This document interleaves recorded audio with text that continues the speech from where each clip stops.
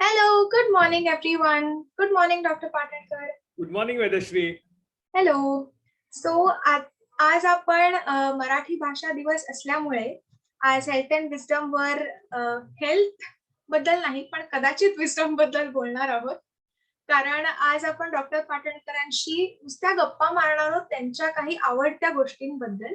आपण पाहिलं असेल की जेव्हा केव्हा डॉक्टर पाटणकर आपल्याला काही एक्सप्लेन करत असतात किंवा काही सांगत असतात, तेव्हा नेहमी त्यांचा कुठल्यातरी पुस्तकाशी, कुठल्यातरी ओवीशी, कसला तरी संदर्भ नाहीतर ते आपल्याला त्याच्यातनं सांगत असतात. तर आज असं वाटतंय की आपण त्याच बद्दल बोलूया की तुम्हाला कधी ह्या सगळ्या गोष्टी आवडायला लागल्या, उमजल्या आणि त्या तुमच्या काय म्हणतात, तुमच्या भाषेत त्या यायला लागल्या. सो मराठी भाषा दिनाच्या निमित्ताने आपण ह्याबद्दल बोलूया. मला आता खूप थोडं कठीण जातंय पूर्ण मराठीतनं बोलताना. सो जर मी इंग्लिश शब्द वापरले तर प्लीज मला माफ करा. So doctor Patankar, on to you. तुम्हाला वाचनाची आवड कधीपासून लागली आणि कशी लागली? ओके. पहिली सुरुवात मला इथनं करायला आवडेल की मी माझ्या लहानपणी माझ्या आजोबांच्या डोळ्याच्या ऑपरेशन मध्ये त्यांचे डोळे गेले आणि त्यामुळे त्यांना वाचण्याची, ऐकण्याची आवड होती. घरामध्ये सगळ्यांनाच वाचनाची, नाटकं पाहण्याची, गाणी ऐकण्याची, क्लासिकल म्युझिकची सगळ्याची आवड होती.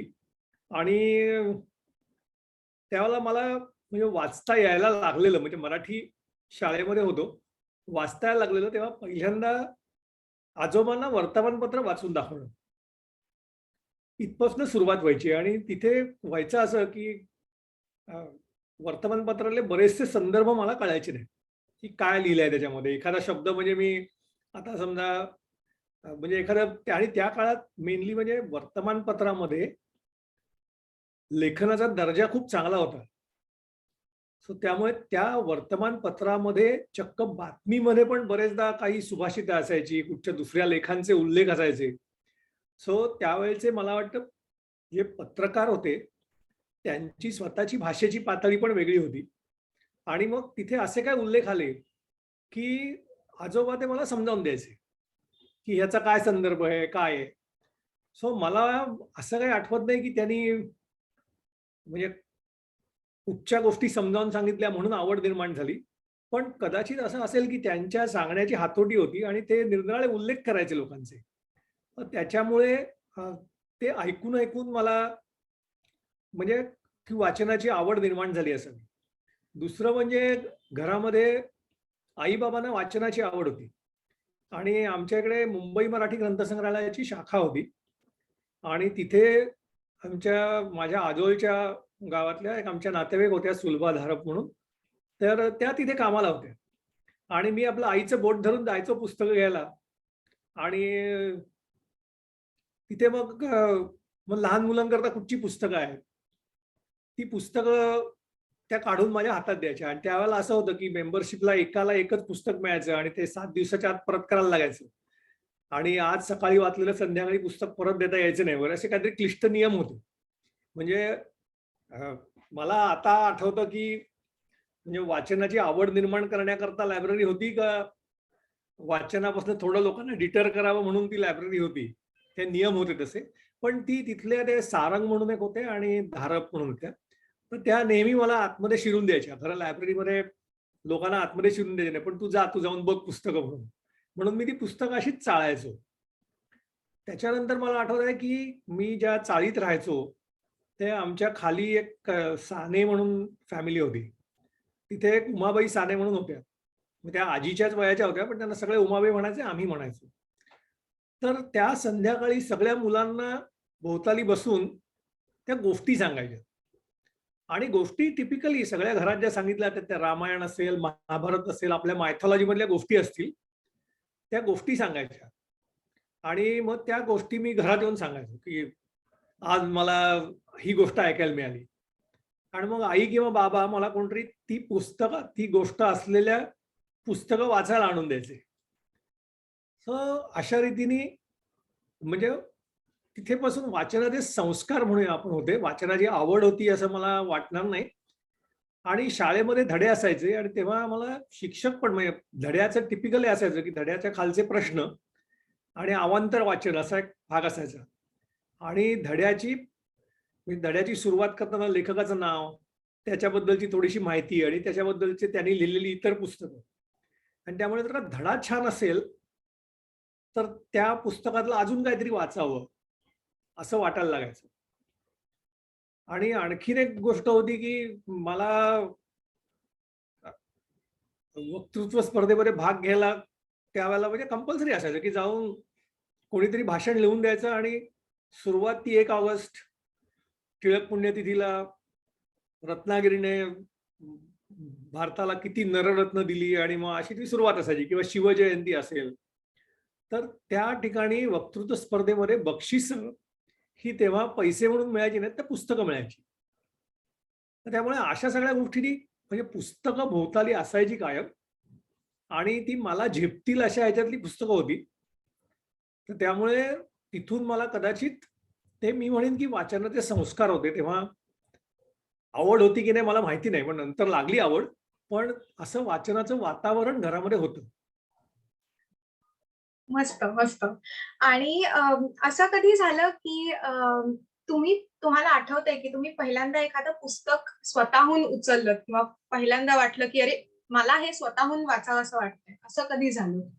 अरे, त्याला तर म्हणजे ही जी शाळेतल्या विविध स्पर्धांमधनं तिथे म्हणजे कसं होतं की आजोबा मी म्हटलं त्यांना की मी त्यांना वाचून दाखवायचो आणि त्यावेळेची अभ्यास घेण्याची पद्धत म्हणजे काय, की जे असेल ते सगळं पाठ करायचं. त्यामुळे माझे धडेही पाठ व्हायचे कारण मला 2-2 पानी धडे असायचे. धडे पाठ आणि गद्य, पद्य, वेचे असं म्हणजे ते पद्यही पाठ असायचं. आणि त्यामुळे ते पाठांतर व्हायचं, ते पुढे लक्षात राहायचं काहीतरी. आणि त्यामुळे वक्तृत्व स्पर्धेमध्ये बक्षिसं सहज मिळायला लागली, की गेलं की हे पहिला नंबर, दुसरा नंबर उत्तेजनार्थ काहीतरी मिळायचं. आणि मला आठवतंय तेव्हा पहिल्यांदा मला भा. भागवतांचं भुताळी जहाज म्हणून पुस्तक मिळालेलं. आणि मला वाटलं वाचलेली ती पहिली रहस्यकथा असेल किंवा काहीतरी असेल. ते जहाज आणि मग त्यातनं हू, हू, हू, हुए, हुए असे काहीतरी ते पहिल्यांदा म्हणजे ते त्या भुताळी जहाजातनं आवाज यायचा आणि मग ते शिवाजी महाराजांच्या काळातलं जहाज आणि मग त्यावेळेला शेवटी ते उदे उदे गा अंबेबाई वगैरे असं ते मी एवढा असा भारावून गेलो होतो त्या भा. भागवतांच्या पुस्तकाने, की त्याच्यानंतर मी भा. भागवतांची पुस्तकं मला अजून मिळतील का म्हणून सांगितलं. मग त्यांचा फास्टर फेणे वाचनात आला. आणि मग मी ती पुस्तकं वाचतोय म्हटल्यानंतर मला थ्री मस्केटियर्सचं त्यावेळेला मराठी ट्रान्सलेशन केलेलं होतं. मला कोणी केलेलं आठवत नाही. पण असं निळं, असं गडद निळ्या रंगाचं पुस्तक आणि त्याच्यावर ते तो डी आर्टा आणि तो मला वाटतं आर्थवेल किंवा अशी ती नावं आठवत नाहीत मला. तर ती सगळी पुस्तकं त्याच्यात 3 का 7 भाग होते. मग ते वाचले. आणि मग त्याच्यानंतर मला ते असं चमत्कारिक काहीतरी वाचनाची आवड निर्माण झाली. आणि मी त्यावेळेला ज्या शाळेमध्ये होतो तिथे एक सोहनी नावाचे सर होते. ते सर पण नेहमी शाळा संपली की मुलांना गोष्टी सांगायचे. पण त्यांचं आजकालच्या काळात ज्याला जॉनर म्हणता येईल असं, मग ते सगळे भुताच्या गोष्टी सांगायचे. रहस्यकथा आणि भुताच्या बेसिकली भुताच्या गोष्टी होत्या. आणि त्यांनी ती नारायण धारपांची पुस्तकं वाचायला दिली. आणि मला अजून आठवतंय की ती पुस्तकं पहिल्यांदा जेव्हा वाचली, तेव्हा आमची चाळ होती आणि चाळीमध्ये टॉयलेट्स वगैरे कॉमन टॉयलेट्स होती आणि ती लांब असायची. तर ती पुस्तकं वाचल्यानंतर रात्रीच्या वेळेला त्या दिशेला जायला पण भीती वाटायची. पण नंतर नंतर सवय झाली, ती पुस्तकं वाचायला यायला लागली. आणि माझी ही म्हणजे आवड त्या वयात कदाचित मुलांना सगळ्यांना असेल किंवा मला स्पेशली ती अशी रहस्यकथा वाचण्याची आवड होती. त्यामुळे मग मला आईनी आणि वडिलांनी ती ह.ना. आपट्यांची पुस्तकं आणून दिली. मग त्याच्यानंतर मी ते वीर धवल पासून ती पुस्तकं म्हणजे तेव्हा मला आठवतंय ती वाचलेली पहिली जाडी पुस्तकं. की तोपर्यंत ती सगळी पुस्तकं असायची, छोटी-छोटी असायची. पण वीर धवल म्हणजे भलं मोठं पुस्तक. आणि ते पण असंच रहस्यमय पुस्तक होतं. आणि त्याच्यातनं एक गमतीशीर गोष्ट घडलेली मला शेअर करायला आवडेल. मला वाटतं बाबूराव पटेल किंवा कोणतरी म्हणजे गुजराती आडनाव असलेल्या व्यक्तीने एक म्हणजे पूर्ण जादुई म्हणजे अलीबाबा 40 चोर सारखं किंवा याच्यासारखं असलेलं पूर्ण जादूटोणाने भरलेलं चंद्रकांता नावाचं पुस्तक होतं. आणि मला कोणतरी सांगितलं की ते वाच, तुला जर का वीर धवल आवडत असेल तर ते चंद्रकांता वाच म्हणून. आणि मी गेलो लायब्ररीमध्ये आणि मी सांगितलं मला चंद्रकांता पुस्तक पाहिजे. आणि त्यावेळेला तिथले जे कोण काका होते त्यांनी विचारलं की कोणी सांगितलं हे आणायला. तर मी म्हटलं मग आता कोणी सांगितलंय, कदाचित म्हटलं हे पुस्तक जास्ती मोठं असावं, जाडं असावं. कारण मला तेव्हा आठवत आहे की म्हणजे पुस्तक जर का हरवलं तर एवढे दंड भरायला लागेल वगैरे, म्हणून म्हणून म्हटलं कदाचित ते मला देतात. म्हणून मी कोणीतरी वाचायला सांगितलं बाबांनी मागितलंय. त्यांना काय वाटलं माहिती नाही, त्यांनी माझ्या हातात चंद्रकांत काकोडकर नावाचे एक लेखक होते आणि ते म्हणजे आजकालच्या काळातले हॅरॉल्ड रॉबिन्स किंवा असे जे अत्यंत कामुक पुस्तकं लिहिणारे लेखक होते तशा टाईपचे ते लेखक होते. त्यांचं एक पुस्तक माझ्या हातात दिलं. मी ते पुस्तक म्हणजे उघडून काही बघितलेलं नव्हतं, घरी घेऊन आलो आणि ते घरी ठेवलं पुस्तक. ते नेमकं आईबाबांनी बघितलं. चंद्रकांत काकोडकर म्हटल्यानंतर हे वाचायला लागलास तू, कोणी सांगितलं वाचायला आहे? म्हटलं मला अमुक अमुक माणसाने सांगितलेलं. काय सांगितलेलं? म्हटलं ते चंद्रकांता. गधडे दिसत नाही का तुला या पुस्तकाचं नाव काय आहे म्हणून? तर तेव्हा काहीतरी त्या पुस्तकाचं काहीतरी विचित्र नाव होतं आणि खाली चंद्रकांत काकोडकर असं लेखकाचं नाव होतं. हे तुला दिलं म्हणे आणि त्यांनी तिथे लायब्ररीमध्ये. हो म्हटलं, मी सांगितलं बाबांनी मागितलंय म्हणून. बाबांनी तडक बखोड्याला धरलं आणि खेचत लायब्ररीत घेऊन गेले. ते पुस्तक परत केलं. मग मोठं झाल्यानंतर ते चंद्रकांत काकोडकर काय ते माझ्या डोक्यात ठसठसत होतं. मग नंतर मी ती वाचली पुस्तकं. पण आता सांगायला हरकत नाही की आजकाल जे काय आपल्याला पिक्चरमध्ये किंवा टीव्हीवर जे काय दिसतं ते जर का बघितलं तर चंद्रकांत काकोडकर म्हणजे चक्क सोजवळ ओव्यास म्हणायला पाहिजे. सो अशा रीतीने वेगवेगळी पुस्तकं त्यावेळेला त्या ह्याच्यातली मी पुस्तकं वाचत होतो. त्याच्यानंतर जर माझा म्हणजे अगदी लक्षात राहण्यासारखा प्रसंग म्हणजे मेडिकल कॉलेजला गेल्यानंतर मला तेव्हा ही पुस्तकं म्हणजे पुस्तकं वाचायची म्हणजे ही पुस्तकं आणि त्याच्याबरोबर महाराष्ट्राचं लाडकं दैवत म्हणजे पु ल देशपांडे. हा हा माझा प्रश्न होताच की पु ल प्रेम कधी पासून पु ल सुरू झालं? देशपांड्यांचं मला अपूर्वाई हे पहिलं पुस्तक मला आईनी सुरुवातीला काही त्यातले चॅप्टर्स वाचून दाखवले होते आणि त्याच्यानंतर ते एवढं आवडलं.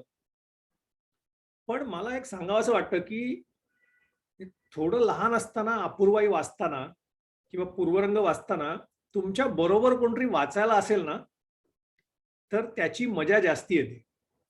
म्हणजे लोकांना वाटतं की पुस्तक हे एकट्याने आराम खुर्चीत बसून चहाचा कप हातात किंवा कोणी सिगरेट हातात धरून म्हणतात तसं, पण असं वाचण्यापेक्षा अशी जी काही पुस्तकं असतात, जसं आपण गाणं ऐकतो तर गाणं ऐकताना बरोबर गाणं ऐकलं आणि दाद गेली तर जी मजा येते तीच मला वाटतं पुस्तकं वाचताना येते. आणि तसं पुस्तक जर का वाचलं आणि पुस्तकातले संदर्भ जर का कोणी समजावून सांगितले तर त्या पुस्तकाची रंगत खूप वाढते आणि त्याची आवड निर्माण होते. तर तसं मला लहानपणी पहिल्यांदा एखाद दोन पुस्तकं पुलंची वाचून दाखवली गेली. मला आठवत आहे पु ल देशपांड्यांचा बटाट्याच्या चाळीचा शेवटचा प्रयोग होता. मला बाबा मुद्दामून बिर्ला मातोश्रीला बघायला घेऊन गेले होते. मला तुझे आहे तुझं पासून नाटक दत्ता भाटवडेकरांचं मला वाटतं ते नाटकाचा शेवटचा प्रयोग होता, तो बघायला घेऊन गेले होते आणि मला काही कळलेलं नव्हतं तेव्हा की तुझे आहे तुझं पाशी काय प्रकरण आहे ते. पण त्याच्यानंतर माझा मामा होता वसंत गोगटे म्हणून, त्यांनी ते मला काहीतरी सांगायचा प्रयत्न केला. पण अशा गोष्टी डोक्यात राहिल्या ना की पुढे कुठेतरी त्या वाचताना क्लिक होतात, पण मनामध्ये आवड निर्माण होते. तसं मला आठवत आहे मी डी.वाय. पाटील कॉलेजला लेक्चरर असताना आम्हाला एक प्रभू नावाचे सुधाकर प्रभू नावाचे सर होते. तर पुलंच्या पुस्तकामध्ये कायम वुड हाऊसचं प्रचंड वर्णन असायचं. शेक्सपियर बद्दल पुलंनी एवढं वर्णन केलेलं आहे. मी तर बरीचशी पुस्तकं पुलंच्या पुस्तकात रेफरन्स आहेत म्हणून जाऊन वाचलेली आहे. तर तसं ते वुड हाऊसचं वातावरण काही कळायचंच नाही. तर त्या प्रभू सरांचं वाचन प्रचंड होतं. तर त्यांनी आम्हाला वुड हाऊसच्या 2-3 गोष्टी त्याच्यातल्या वातावरणाचा सकट, त्याच्यातल्या भाषेतल्या छटेन सकट समजावून सांगितल्या आणि मग वुड हाऊस कळायला लागला. मग त्याचा जीव्स, त्याचा तो जो बटलर हा प्रकार काय आहे किंवा बर्ट्रॅम वुस्टर हे काय प्रकरण आहे, त्याची आंट अगाथा म्हणजे काय, हे पुलंच्या पुस्तकात होतं, पण ते प्रभू सरांनी समजावून सांगितल्यानंतर त्याची मजा जास्ती यायला लागली. त्यामुळे मला नेहमी वाटतं की पुस्तकं ही बसून वाचायला पाहिजेत पहिल्यांदा. ऍटलीस्ट लहानपणी तरी जर का वाचनाची आवड निर्माण व्हायला पाहिजे असेल, तर थोडंसं समजावून सांगणारं, त्याच्यावर कोणतरी बोलणारं हे पाहिजे. आणि जसं तू म्हणालीस की पुलंचं आहे, तर मी पहिल्यांदा बोरकरांच्या कविता या पु ल आणि सुनीताबाईंचा जो कार्यक्रम होता, एक आनंद यात्रा कवितेची, तो कार्यक्रम मी ऐकला पहिल्यांदा. आणि त्याच्यात पुलंचं जे छोटं छोटं भाष्य आहे, ज्या रीतीने ते कविता म्हणतात, त्याच्यावरनं कवितेची प्रचंड आवड निर्माण झाली. आणि मग मी बाकीच्या कविता आवडीने वाचायला लागलो. मंगेश पाडगावकरांचं उदाहरण देता येईल की त्यांची तर गाणीच आहेत सगळी, पण ती गाणी पण कोणतरी कधीतरी चर्चा करायला मिळालं ना त्या गाण्याबद्दल, तर त्याच्यात मजा येते. कोणीतरी एखादा भिडू असतो की ज्याला गाण्यातलं थोडंसं कळत असतं, तो आपल्याला सांगतो, अरे हे इथे बघ कसं केलंय छान. आणि अशा अशा अनेक गोष्टीतनं म्हणजे मराठीबद्दल, मराठी वाङ्मयाबद्दल आवड निर्माण होत गेली. पण मला इथे एक सांगायला पाहिजे की म्हणजे मराठी वाङ्मय खूप समृद्ध आहे. आणि माझं वाचन म्हणशील तर त्या मानाने फारच तुटपुंज आहे. कारण मी म्हणेन की मला एक विनोदी वाङ्मय वाचायला आवडतं, रहस्यकथा वाचायला आवडतात. पण मराठीमध्ये जे प्रचंड प्रमाणात वाङ्मय आहे, त्याच्यामध्ये समाजातल्या अनेक प्रकारच्या व्यथा मांडल्या गेलेल्या आहेत. त्याच्यातलं तत्वज्ञान आहे. त्याच्यामध्ये एवढ्या गोष्टींना शिवून जाणारं मराठी वाङ्मय आहे. पण ते फक्त ऐकीव आहे माझ्या दृष्टीने. कारण रोजच्या रोज कदाचित असं असेल की आपल्याकडे जे नाही, ते आपल्याला किंवा जे खुणावतं ते वाचायला आपल्याला आवडतं. त्यामुळे मला मराठीमधनं खूप क्लिष्ट काहीतरी वाचायला असं कधी आवडलं नाही. म्हणजे लोक जी.ए. कुलकर्णींचा एवढा मोठा उल्लेख करतात. मी त्यांचं फारसं काही वाचलेलं नाहीये. नाटकं पाहिली एलकुंचवारांची, पण त्यांचं जाऊन साहित्य वाचावं. यदुनाथ थत्ते त्यांचं काही जाऊन वाचावं. असं मी म्हणेन की मी फार त्रोटक प्रमाणात मराठी वाङ्मय वाचलेलं आहे. आणि अनेकदा लोकांच्या बोलण्यातनं जे उल्लेख आले, त्या उल्लेखावर समाधान मानलेलं आहे. त्यामुळे मी कधी दलितांचं वाङ्मय, शोषितांचं वाङ्मय किंवा असे जे अनेक समाजाला भिडणारे प्रश्न आहेत, ते कधी वाचले नाहीत. पण ते मला वाटतं मेडिकल प्रॅक्टिसमध्ये मी एवढे प्रॉब्लेम्स लोकांचे बघतो की आणखीन जाऊन काही वाचावं असं वाटलं नाही. पण माझ्या माहितीत असे अनेक लोक आहेत की ज्यांचं प्रचंड ब्रेडथ आहे वाचनाची, डेप्थ आणि ब्रेडथ आहे. तर मी म्हणेन मी विरंगुळा म्हणून. आणि मला दुसरा एक मराठी वाचनाचा आहे म्हणजे की मी तसं म्हटलं तर हाडाचा शिक्षक आहे. मला शिकवायला आवडतं लोकांना. मेडिसिन बद्दल पण शिकवायला आवडतं. ते मराठीतनं शिकवायला आवडतं. आणि ते शिकवताना मला उदाहरणं जी द्यायची असतात, ती उदाहरणं देताना ह्या साहित्याचा मला खूप उपयोग होतो. गोष्टी समजावून घेताना खूप उपयोग होतो. सो हे असं आहे. हे पुलंच्या बद्दल झालं. आणि मला ऍक्च्युअली पुलंच्यामुळे अनेक लोकांची ओळख झाली. म्हणजे कुमार गंधर्व असतील, भीमसेन, म्हणजे त्यांचं जे गणगोत आहे, गुणगायीना आवडी आहे, ह्या जे सगळे पुस्तकं आहेत त्याचे, म्हणजे त्यांचं एक हे झालं की त्यांची जुनी नाटकं होती. मी कॉलेजमध्ये असताना ती नाटकात कामं केलेली पाहिलेली आहेत. किंवा कधी त्या चंद्रप्रकाश द्विवेदी, आत्ता ज्यांना पद्मश्री मिळाली, त्यांच्याबरोबर नाटकात कामं करायचो. तर त्यामुळे साहित्याची आवड होती. पण मराठी वाचन म्हणशील तर म्हणजे तसं खूपच लिमिटेड आहे. पण ह्याच्यामध्ये एक सांगायला आवडेल मला की मला म्हणजे वाचन आणि मराठी भाषा याच्यामध्ये मराठी भाषेचं आणखीन एक मोठं वैशिष्ट्य म्हणजे मराठीमध्ये अप्रतिम वक्ते होऊन गेले किंवा आहेत. त्यामुळे म्हणजे ब्राह्मण सेवा संघामध्ये आमच्या इकडे व्याख्यानमाला व्हायच्या. बाबा मला दादरला वसन व्याख्यानमाला म्हणून एक प्रकार व्हायचा, तिकडे घेऊन जायचे. तर तिथे मी पहिल्यांदा शिवाजीराव भोसलेंची व्याख्यानं ऐकली की भाषा ही कुठेही आवाजात चढउतार न करता, कसलाही अभिनिवेश न आणता, फक्त शब्दांच्या जोरावर माणसाला म्हणजे हिप्नोटाईज कसं करता येऊ शकतं, विषय किती उत्तम रीतीने समजावून सांगता येऊ शकतो, हे मी त्यांच्या भाषणातलं पाहिलं, नंतर राम शेवाळकरांच्या भाषणातनं ऐकलं आणि आपले सर्वांचे लाडके बाबासाहेब पुरंदरे त्यांची मी शाळेपासून सगळीकडे भाषणं ऐकत होतो. आणि असे अनेक लोकांची भाषणं ऐकली की त्या भाषणातनं संत काव्य, अनेक प्रकारचे संदर्भ यायचे आणि ते संदर्भ इतके चपखल असायचे की ते डोक्यात बसायचे. आणि मग पुढे दुसऱ्या कुठेतरी ते परत वाचनात आलं की ते लक्षात राहायचं बसायचं. आणि ते मनामध्ये बसून राहायचं. त्यामुळे भाषेबद्दल आवड अशी निर्माण होत गेली. खूप सुंदर. तुम्ही किती म्हणजे आम्हाला किती लोकांपासून कसं कसं फ्लो होत गेला तुम्ही आम्हाला सांगताय. मी गंमत सांगायला विसरलो की हां. मला ह्या सगळ्या ह्याच्यामध्ये ना कोणाच्या बायोग्राफी वाचायला किंवा हिस्टॉरिकल रिव्ह्यूज वाचायला आवडायचं नाही. आणि वीणाताई गवाणकरांचं एक होता कार्व्हर म्हणून एक पुस्तक आलं. हं. ते खूप गाजलं पुस्तक ते. तर मी काय त्या वाटेला गेलो नाही. आणि आपला किती बायस असतो की मी अब्राहम लिंकनचं चरित्र वाचलं. कारण का तर तो भयंकर हजरजबाबी होता आणि त्याच्या अनेक गोष्टी ऐकल्या. तर हे वीणा गवाणकरांचं पुस्तक मी काय वाचलं नाही. आणि माझा एक जवळचा मित्र आहे, सर्जन आहे रवींद्र गांधी म्हणून. तो आहे म्हणजे गांधी आडनाव, पण मराठी अस्खलित बोलतो, मराठी साहित्यावर त्याची कमांड आहे. तर त्यांनी मला हे वीणा गवाणकरांचं पुस्तक दिलं की अरे तुला वाचनाची आवड आहे, तू हे पुस्तक वाच. आणि कॉलेजमध्ये होतो, मेडिकल कॉलेजमध्ये होतो. आम्हाला छोटे छोटे लॉकर असायचे. त्याला नाराज करायला नको म्हणून मी ते पुस्तक घेतलं आणि लॉकरमध्ये ठेवून दिलं. आणि ते काय ते पुस्तक, त्याच्यावरचा तो ओबडधोबड माणसाचा चेहरा, वीणा गवाणकर हे नाव कधी ऐकलेलं नाही. आणि परत एका अमेरिकेतल्या केमिस्ट्री आणि ऍग्रिकल्चरल याच्यामध्ये उत्क्रांती घडवणाऱ्या माणसाचं चरित्र, हे काय आपलं काम नाही म्हणून ठेवून दिलं. मला त्या माझ्या मित्राचा मी नेहमी उल्लेख करतो की त्याचे माझ्यावर खूप उपकार आहेत.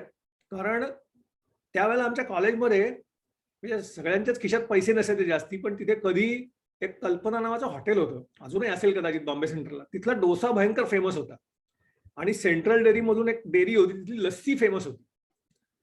तर मला गांधी खनपडीला बसला की तू ते पुस्तक वाचलंस का? म्हटलं अरे नाही वाचलं, मला नाही ते, म्हणजे मी पहिली 2 पानं चाळली, मला नाही आवडलं. तर त्यांनी मला सांगितलं की तू ते पुस्तक पूर्ण वाच आणि तरी पण तुला आवडलं नाही तर मी तुला कल्पनामध्ये डोसा खायला देईन आणि परत वरती सेंट्रल डेअरीची लस्सी पण पाहिजे.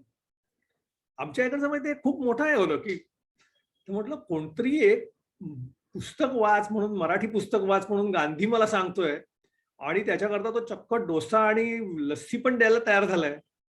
म्हटलं वाचून बघूया ते पुस्तक. आणि मग एकदा मी ते पुस्तक वाचलं, त्याला एकदा तो म्हणतो ना की टेम्पो आला ते वाचायला. आणि ते पुस्तक नंतर मी जवळजवळ 200 ते 300 कॉपीज त्याच्या वेगवेगळ्या वेळेला मुलांना भेट दिलेल्या आहेत. एवढं ते पुस्तक मला आवडलं.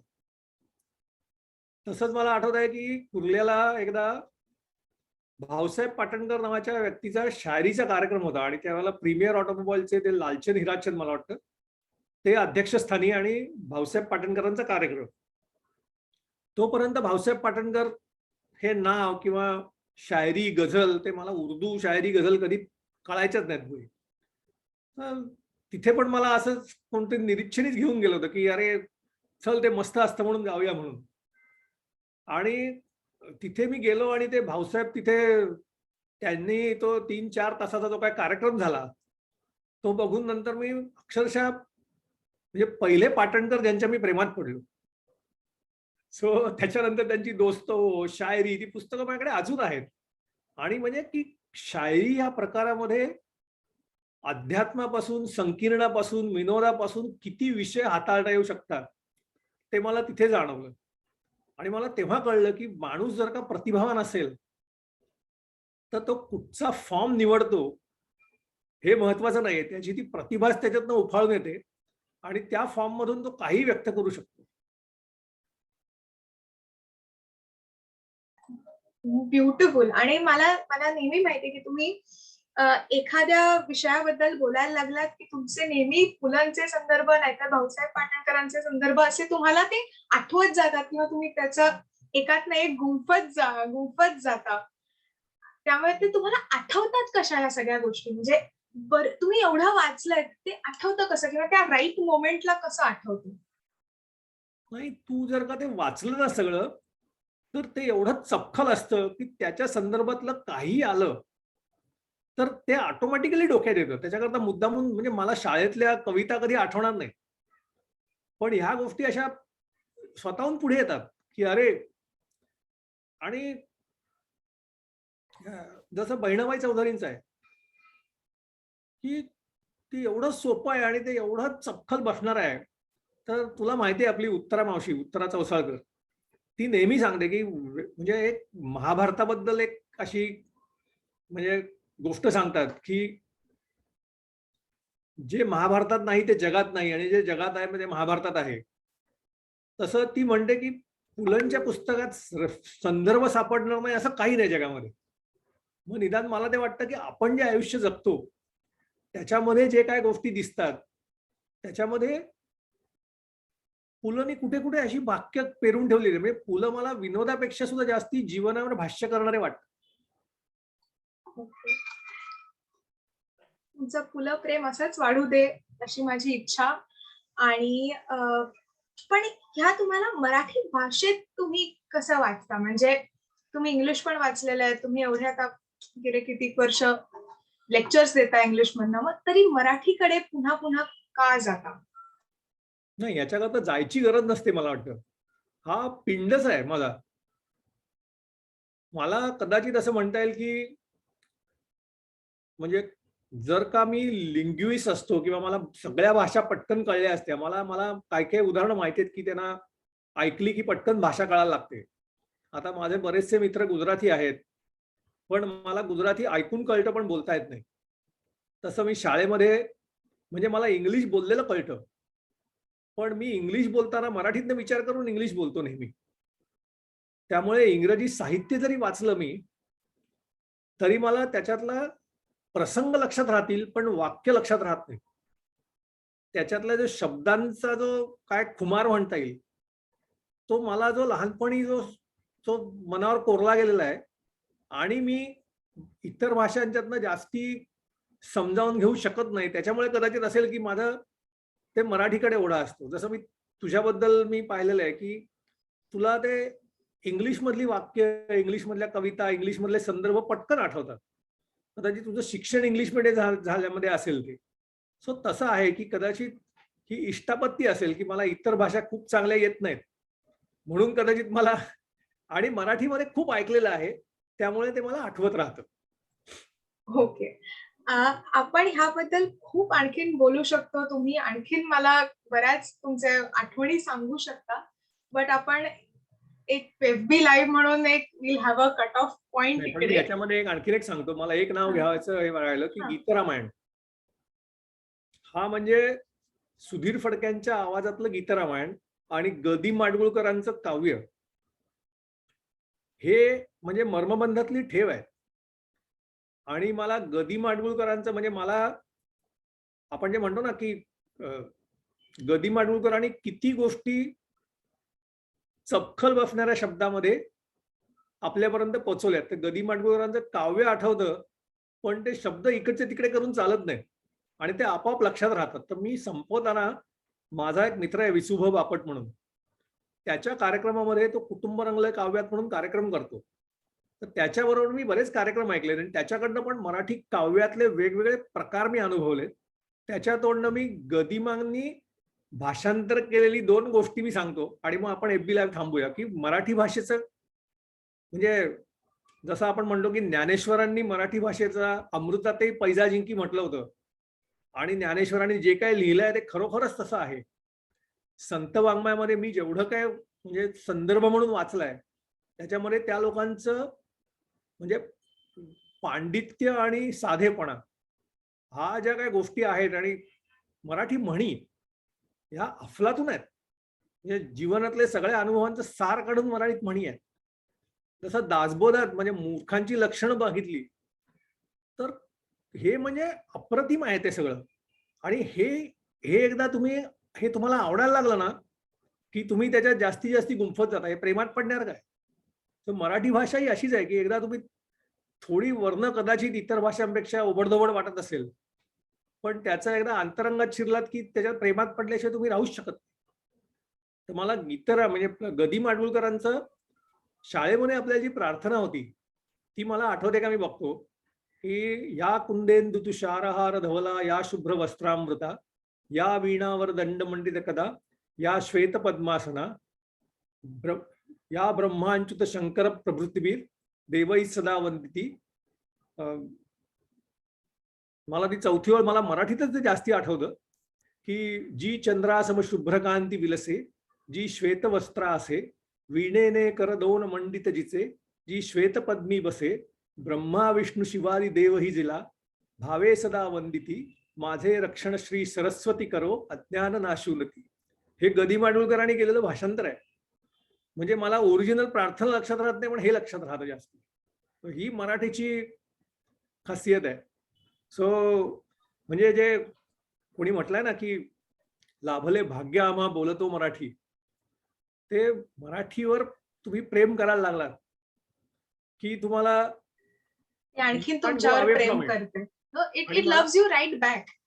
आणि पुलंचं मला एक वाक्य परत पुलंनीच मला शेवट करायला आवडेल की जेव्हा तुम्ही तुमच्या भाषेवर प्रेम करायला लागता, तुमची भाषा तुम्हाला आवडायला लागते, तेव्हा इतर कुठच्याही भाषेतला तुम्हाला द्वेष करता येत नाही. इतर सगळ्या भाषांमधली सौंदर्यस्थळ तुम्हाला दिसायला लागतात.